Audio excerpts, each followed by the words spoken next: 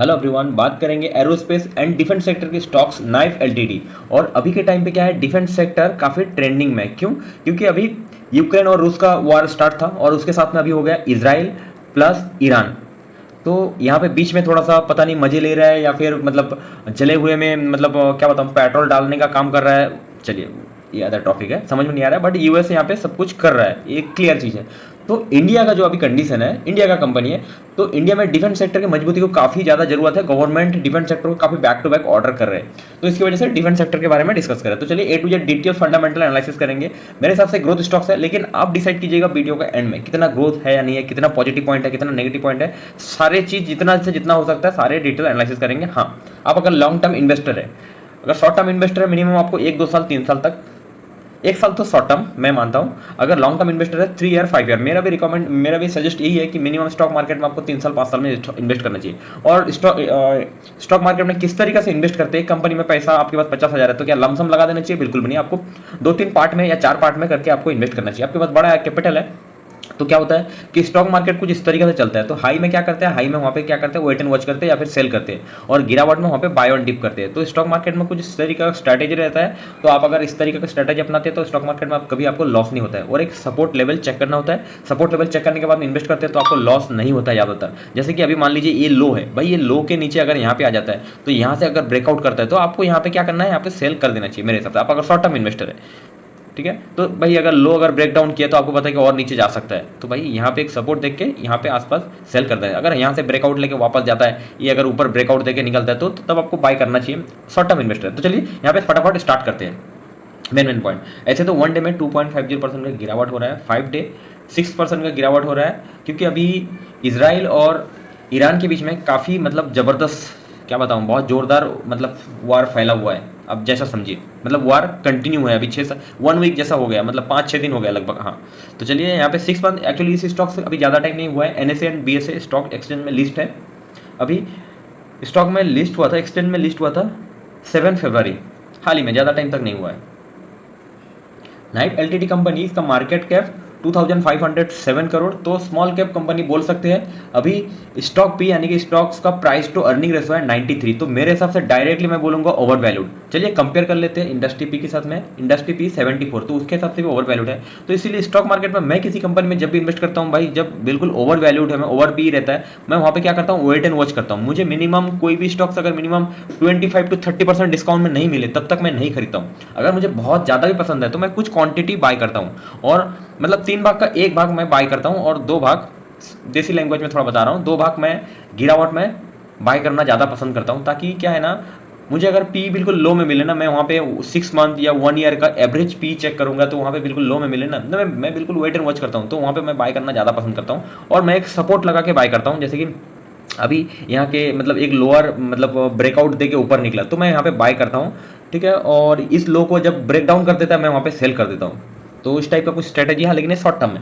चलिए नेक्स्ट यहाँ पे देखते हैं कंपनी का year on year cell growth 18%, जो बहुत ही जबरदस्त है। मिनिमम 50% के ऊपर है तो बहुत बेहतरीन बोल सकते हैं। नेक्स्ट प्रॉफिट ग्रोथ, कंपनी अगर सेल्स ग्रोथ कर रहा है तो प्रॉफिट ग्रोथ भी होना बहुत जरूरी है, तभी जाके शेयर प्राइस ऊपर जाता है। दिस इज रियलिटी फैक्ट है।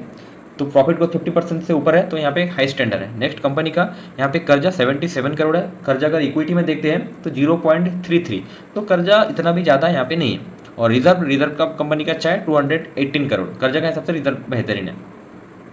प्रोमोटर होल्डिंग 53% है, जो बहुत सही मान सकते हैं कि 50 to 51% के ऊपर है, तो एक सही मान सकते हैं। और प्लेज परसेंटेज यानी कि जो भी प्रोमोटर होल्डिंग है तो किसी भी टाइप का किसी भी बैंक वगैरह में कोई गिरवी नहीं है। तो चलो यहाँ पे थोड़ा पॉजिटिव पॉइंट निकल के आ रहा है। नेक्स्ट कंपनी का आरओसी यानी कि रिटर्न ऑन कैपिटल इक्विटी 16%, जो एक स्टैंडर्ड है, मिनिमम स्टैंडर्ड है। आरओई 13%, तो यहाँ पे अगर 15% होता तो ज़्यादा बेहतर होता।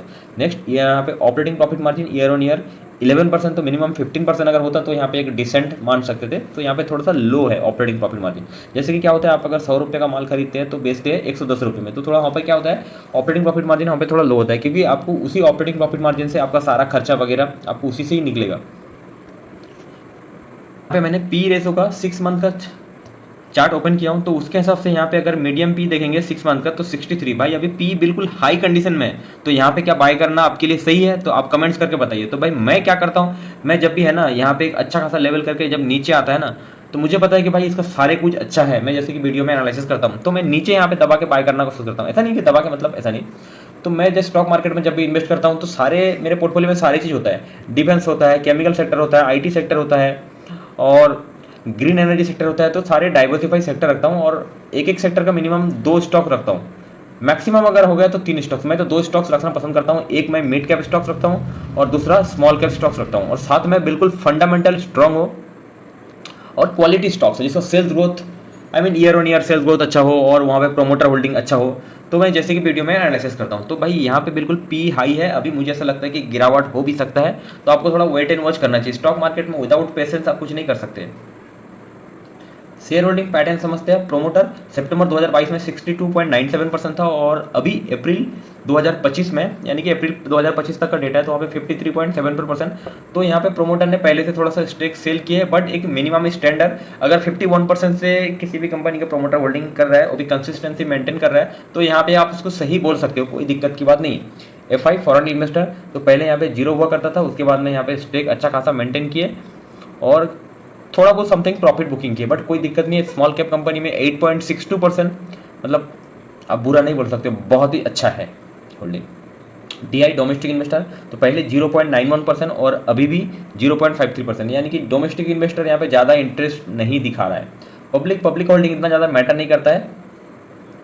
प्रॉफिट एंड लॉस में यहाँ पे ईयर ऑन ईयर समझते हैं, जो बहुत ही इंपॉर्टेंट होता है। मार्च टू मार्च, तो सेल्स यहाँ पे देखते हैं मार्च 2023 में 105 करोड़ और उसके बाद 282 करोड़, उसके बाद 507 करोड़। तो यहाँ पे सेल्स तो काफ़ी ज़बरदस्त तरीके से बढ़ रहा है। OPM समझते हैं, ऑपरेटिंग प्रॉफिट मार्जिन, पहले 11% 2023 में, 13%, 12%।